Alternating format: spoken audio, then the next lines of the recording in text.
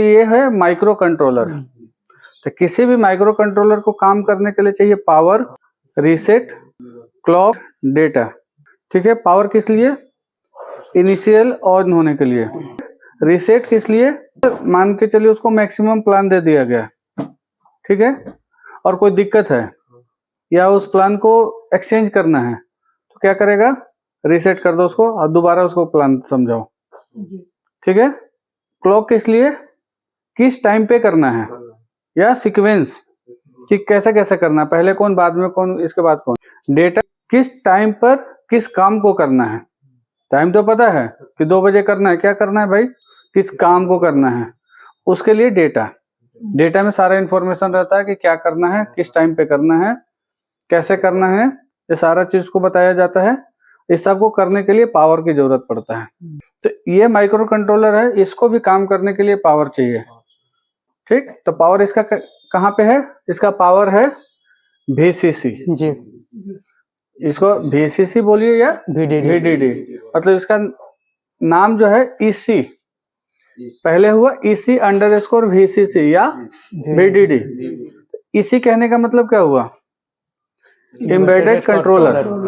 मतलब ये embedded controller के लिए पावर है। कहीं पे आपको नाम मिल गया EC_ABCD कुछ भी, तो इसका मतलब कि वो सिग्नल जा रहा है या सिग्नल आ रहा है SIO से ही, कहीं और नहीं। या तो SIO पे गया या SIO से आ रहा है। तो यहाँ पे जो पावर लगा, इस पावर का क्या नाम हो गया? EC_VDD या EC_VCC। ठीक है, ये चले गए आपको 5 पिन पे। ठीक है, इसी सप्लाई से एक कॉइल लगा के आपको दे दिया गया AVCC। तो इसका पावर का रिक्वायरमेंट इतना से पूरा हो जाएगा। ठीक है, और इसी में एक और है EC_VDD 0। जैसे VDD 0 मतलब सबसे प्राइमरी ये, सबसे फर्स्ट में ये, इसके बाद ये, इसके बाद ये तीनों, ये जितने भी यहाँ पे पावर सेक्शन का सप्लाई है, ये सारे के सारे आपको मैंडेटरी है। तो इससे पावर का रिक्वायरमेंट फुलफिल हो जाएगा। पावर बटन प्रेस करने से पहले इसको जगह रहने के लिए या इसको वर्क करने के लिए ये इतनी पावर की रिक्वायरमेंट है जो कि इसको चाहिए। ठीक है। सेकंड नंबर में क्या चाहिए इसको? रीसेट। तो आप यहाँ पे देखिए पिन नंबर 37, पिन नंबर 37 पे आएगा आपको रीसेट। अगर यहाँ पे वोल्टेज चेक करेंगे तो कितना मिलेगा? 3 वोल्ट, 3.3, क्योंकि ये भी कनेक्टेड होता है इसी से, ऑलवेज से ही, ऑलवेज से या LDO से कनेक्टेड होगा रीसेट। जैसे इस मदरबोर्ड में हो सकता है कि ऑलवेज से कनेक्टेड हो, तो किसी मदरबोर्ड में LDO से भी कनेक्टेड मिलेगा। तो इसको दोनों याद रखिए, या तो LDO से कनेक्टेड होगा या तो ऑलवेज से, लेकिन चाहिए ही पावर बटन प्रेस करने से पहले। उसके बाद कुछ और बेसिक रिक्वायरमेंट चाहिए। यहाँ पे देखिए पिन नंबर 67, पिन नंबर 67 पे क्या है? AD_BID 0। ये क्या करता है? ये बोर्ड के बारे में बताता है कि आपका बोर्ड का रिवीजन कौन सा है। इसके अलावा इसमें और क्या है? एक है पिन नंबर 110 EC_AC in। ये किस लिए है? ये SIO को बताता है कि आपका एडेप्टर से वोल्ट इन हो चुका है। ये कहाँ से जनरेट होता है? चार्जिंग IC से। चार्जिंग IC को बताएगा कि एडेप्टर का वोल्ट इन हो गया। इसके अलावा एक ये सिग्नल है EC_ON, ये आउट है, ये रेगुलेटर के लिए। तभी हम लोग आउट पे नहीं ध्यान दे रहे हैं, हम लोग अभी सिर्फ इनपुट समझ रहे हैं कि रिक्वायरमेंट में क्या क्या इनपुट है। ठीक है, तो इसके अलावा एक है on off button. On off button, on off button क्या करेगा कि जब पावर बटन को प्रेस करेंगे तो 0 होगा, और 0 होने के बाद IC रिस्पॉन्ड करना शुरू करेगा। और इसका सही कंडीशन चेक करने के लिए आप पावर बटन को प्रेस करके देखेंगे। प्रेस करने के बाद यहाँ पे 0 होना चाहिए और बटन छोड़ देने के बाद 3 वोल्ट वापस 3 वोल्ट हो जाना चाहिए, मतलब ये ओके कंडीशन में है। या 0 रह गया या 3 वोल्ट ही रह गया, दोनों ही कंडीशन में ये काम नहीं कर रहा है।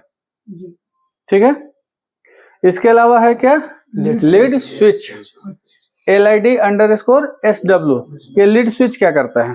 ये लीड स्विच डिस्प्ले के ऊपर जो लाइट जलता है इसके इंफॉर्मेशन से जलता है। जैसे आप जैसे आप लैपटॉप ऑन चला रहे हैं, लैपटॉप को फोल्ड कर देते हैं, फोल्ड करने के बाद उसका लाइट बंद हो जाता है, तो उसको कैसे पता चला कि लाइट को बंद करना है? ठीक है, तो वहां पे एक लीड स्विच लगा हुआ है कि जैसे ही अब बंद करेंगे, ये काम करता है मैग्नेटिक इफेक्ट पे। लीड स्विच काम करता है मैग्नेटिक इफेक्ट पे, कि जैसे आप उसके जो पैनल होता है ना, पैनल में एक जगह मैग्नेट लगा होता है कि जैसे आप उसको बंद करेंगे वो स्विच के ऊपर आ जाता है। स्विच उसको सेंस कर लिया मैग्नेट, अब उसका जो सप्लाई वहां पे जो 3 वोल्ट होना था उसको 0 कर दिया। 0 करने की वजह से जो एसआईओ आउटपुट देता है तो लाइट जलाने के लिए सिग्नल, वो सिग्नल को बंद कर देगा, जिसकी वजह से उसका लाइट बंद हो जाएगा। और सिस्टम स्लीप मोड में भी यही भेजता है। जैसे आप फोल्ड किए तो 2 काम हो गया, एक तो लाइट बंद कर दिया और स्लीप मोड में भी चला गया, तो दोनों काम यही करता है लीड स्विच।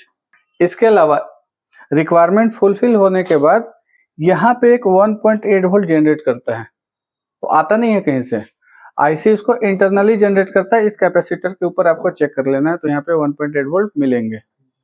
जो क्लॉक की बात किया था, क्लॉक, वो क्लॉक आता है सस क्लॉक के नाम से। कहाँ से? पीसीएच से। पीसीएच से आएगा सस क्लॉक एसआईओ के ऊपर। इसके अलावा एक और रिक्वायरमेंट है आपका VCIN। VCIN ये थर्मल को रिप्रेजेंट करता है। यहाँ पे अगर ये वोल्टेज डिवाइडर से जुड़ा हुआ है तो वोल्टेज डिवाइडर, डायरेक्ट पुलअप लगा हुआ है तो डायरेक्ट पुलअप, उतना सप्लाई इसको मिलना चाहिए। मतलब ये यहाँ पे लो नहीं रहेगा, कुछ ना कुछ यहाँ पे सप्लाई आएगा, या तो वोल्टेज डिवाइडर से आएगा या तो डायरेक्ट पुलअप बन के आएगा, लेकिन यहाँ पे सप्लाई आता है।